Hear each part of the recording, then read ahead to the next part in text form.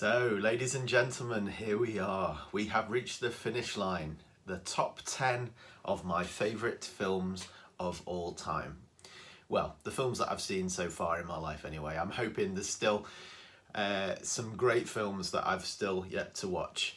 But if you've made it this far, then I salute you. You've listened to hours of me waffling about different films, and I congratulate you on making it this far.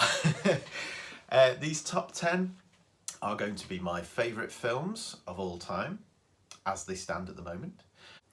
These are films that have connected with me personally and in many ways have informed and got me through a lot of life's ups and downs. So I hope you enjoy my choice, and I'd love to hear what your choice of top 10 films are in the comments below.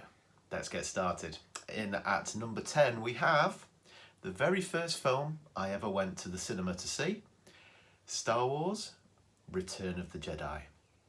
Now this first one will definitely get people shaking their heads because it's not seen as the best of the original trilogy for sure, but it's like I say, the first film that I ever saw at the cinema, probably the first film that ever made me obsessed with the magic of film. It's an incredible film in a lot of ways.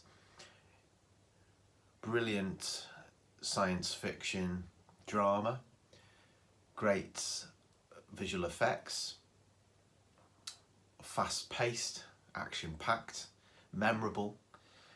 The bit at the end where there's the space battle combined with the battle on Endor in the forest planet is just brilliant, and also the denouement at the end with the salvation of Anakin Skywalker is really heartwarming and well done as well. So that is my number 10 pick, Return of the Jedi. At number 9 we have another David Lynch film, although it's very different to a lot of David Lynch films, and I sometimes forget that he's the one who directed it, but it's definitely one of his best. It is The Elephant Man. The Elephant Man tells the story of Joseph Merrick, who was born with sort of terrible deformities really, and I've always been fascinated by the story of The Elephant Man. And the more you read into it, the more interesting the story becomes. He was one of life's true gentlemen, in spite of all that he suffered in his all too short life. But the story is told about his relationship with Dr. Treves, played by Anthony Hopkins, and the way that he lives through the freak show days and then is taken under the wing of Dr. Treves, in some ways only to be shown as a freak again to the medical establishment. Beautifully played by John Hurt. The prosthetics used are still very impressive to this day. The black and white really adds to the shadowy Victorian setting of the film, and it's just a beautifully made film. Absolutely love The Elephant Man, and I know you will too if you check it out, if you haven't seen it already. Okay, at number 8 we have Casablanca. Casablanca is a superb film set in World War II, actually filmed during the time of World War II as well. It's almost like a morality play in a way. There's lots of different characters that are all stuck in Casablanca trying to make their way out to America, away from Europe and the Third Reich, and it's kind of like a no man's land in a way. It's somewhere that is very, very difficult to escape, and Humphrey Bogart plays this great character of Rick, who is a sort of world-weary old bar owner, and into his life walks Ingrid Bergman, a woman that he has previously loved, but is now with the leader of the Czechoslovakian resistance. And Humphrey Bogart's character is really caught between wanting to do what his heart wants and needs, and what is the best thing to do. And it's a real tale of liberty striving against tyranny, really, and is very stirring. There's a particular scene that I absolutely love where the Third Reich are playing the anthem, the national anthem. The resistance guy persuades them to play the French anthem over the top, and it's the real sort of power of music really stirs you as they show their defiance against tyranny via the use of music. Anyway, it's a great film, well shot, really well acted. Humphrey Bogart is phenomenal in it, as are the rest of the cast, Claude Rains, Ingrid Bergman, etc. At number 7, we have my favourite Hitchcock film, Rear Window. Rear Window is an interesting film. It's Jimmy Stewart, who plays a reporter who has an accident and ends up housebound with his leg in plaster. And he starts to go a little bit nuts and becomes obsessed with what's going on in his neighbourhood. He starts becoming a real voyeur and watching people through a telescope. And during this time, he actually discovers what he believes to be a murder. But amazingly, the film takes place in just one setting, in Jimmy Stewart's apartment, and yet it manages to be suspenseful and gripping and very witty as well. There's a great cast of characters. His maid is particularly fantastic, one of my favourite ever supporting characters in a film. Grace Kelly, his girlfriend, is also superb in it. The photography and the shots that Hitchcock uses are phenomenal. It's just it's a real masterclass in good filmmaking, and is definitely worth a watch, as are all of these in the top 10. At number 6, we have the film that my good friend Joe has been waiting for throughout all of these videos. It is Dumb and Dumber. Dumb and Dumber is Jim Carrey at his slapstick, goofy best, and Jeff Daniels is also great. Usually Jeff Daniels plays serious roles, but he's shows himself to be a brilliant comic actor in Dumb and Dumber. One of those films that just you can't help but smile. It makes you laugh all the way through it. Some really daft moments. I particularly love the bit where they're getting ready for the big night out and trying on all these different really stupid outfits to Pretty Woman by Roy Orbison. I love that bit. I also love the bit where they spoof Wizard of Oz, and Lloyd Christmas, played by Jim Carrey, is riding around on a tiny little scooter as the music for The Wicked Witch of the West is playing. That always cracks me up. And yeah, just too many great scenes to mention, really. So funny. I could watch it again and again and it never stops making me fall on the floor laughing. So that is number 6, Dumb and Dumber. And talking of films that make me laugh until it hurts, is number 5, Airplane. I absolutely love Airplane. It's that great, silly, but quite clever humour, similar to things like Police Squad and Naked Gun and stuff like that. And it's a spoof of those disaster films, and again, a script I could read from beginning to end. So many scenes that I love in this film, so many lines that have me falling over laughing every time, and surprisingly, so many jokes in there that you discover a new one pretty much every time you've watched it. And I've watched it countless times, and I'm still finding funny bits that I hadn't spotted before. So that's at number 5, that is Airplane. At number 4, another kind of morality play, really. It's another Billy Wilder film, and it's The Apartment from 1960. The Apartment is all about, it's a comedy drama, and it really pulls at the heartstrings but also makes you laugh at the same time. It's about a lot of different characters who are trying to find the confidence to really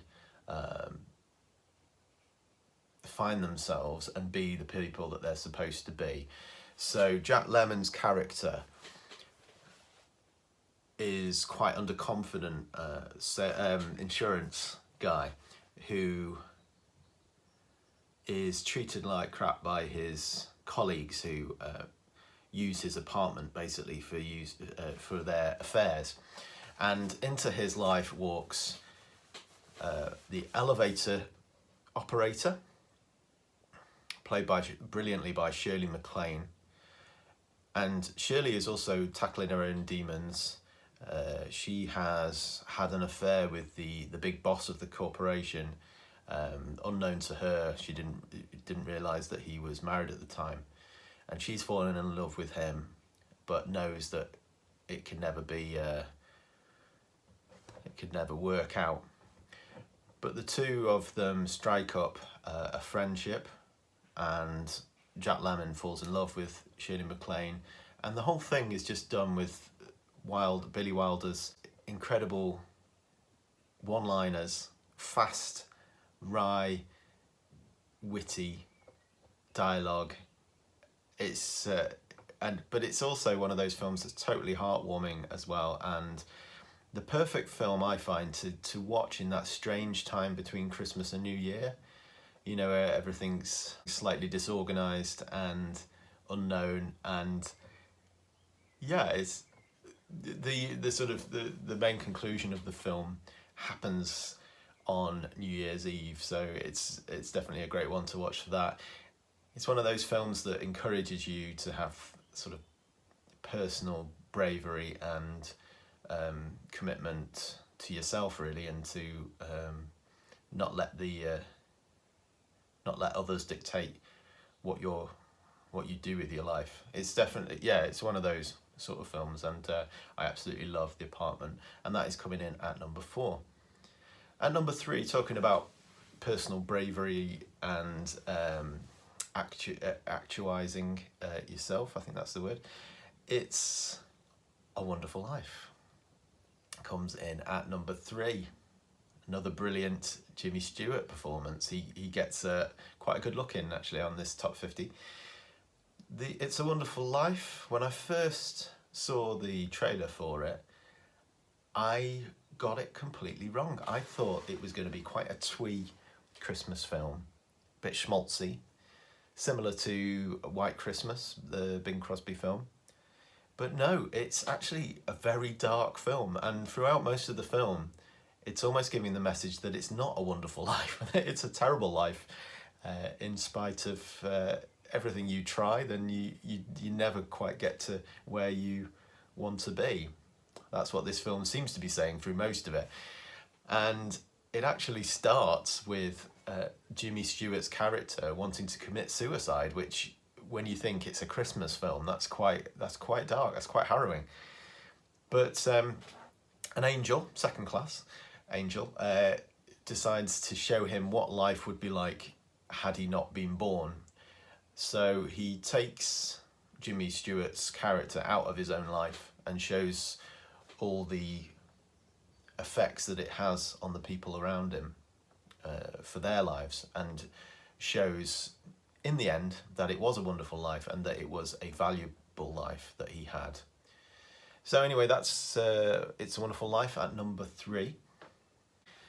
My cat Darcy has come to join me for the last 2 here. That's what this tale is all about. At number 2, just missing out on the top spot, we have Labyrinth. Labyrinth is a musical fantasy film starring David Bowie and Jennifer Connelly. And if I was to put it down on paper, it's a pretty ridiculous film. It's and a little bit suspect in some ways. It's got David Bowie's character. He's the Goblin King, and he steals babies to turn into goblins. And he steals. Jennifer Connelly plays a bit of a teenage brat, really, who wishes that her young brother Toby is stolen by the Goblin King. Which then happens, and she has to make her way through the labyrinth to get her brother Toby back. But the whole thing is one of the most magical experiences I've ever seen in film. It really is.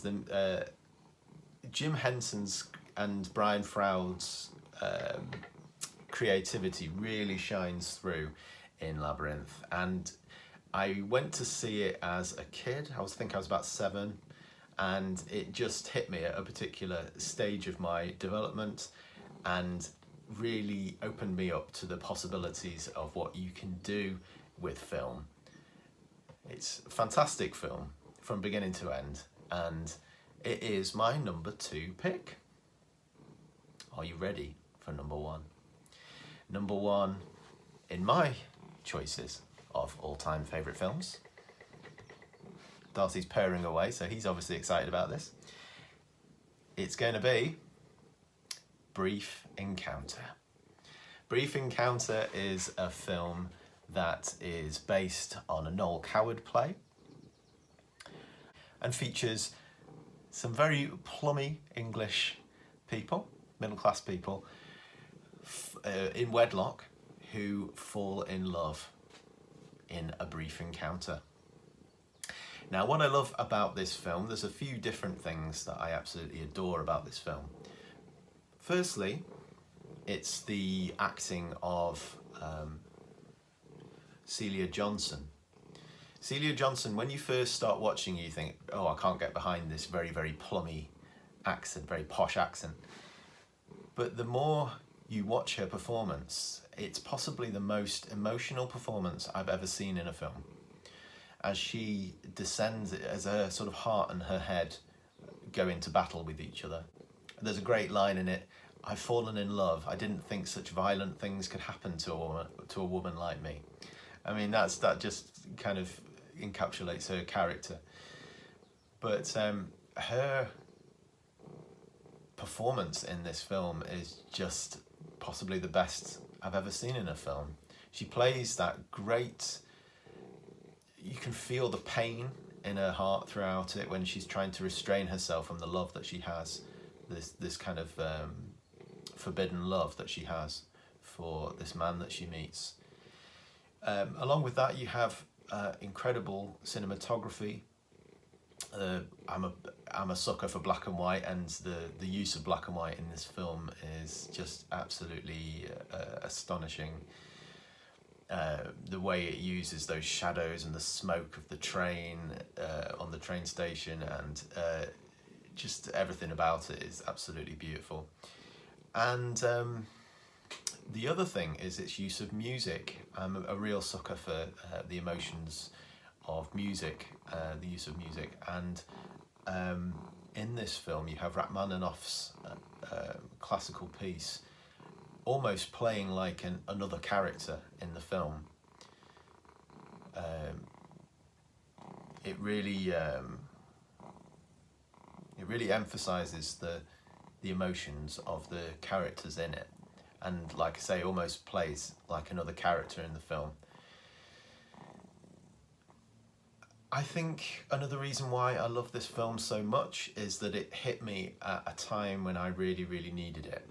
A lot of films and music we love because they connect with us personally, like I've said, and this film came along when I needed it the most. My own life had kind of fallen apart at the time, and I really connected with the characters in this film and really felt a real raw emotion coming from the characters that echoed what I was feeling at the time too. So it was important to me at that time and still remains important to me now.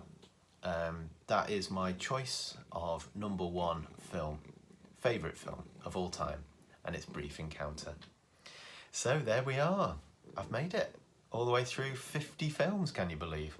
No doubt there'll be loads of films missing that I love from the list. There'll be loads of films that you would put in the top 50, and some films in my top 50 that you wouldn't put in yours. But that's the whole idea of this. I'm hoping it's going to get the discussion going a little bit, and it will encourage you to think about your favourite films of all time.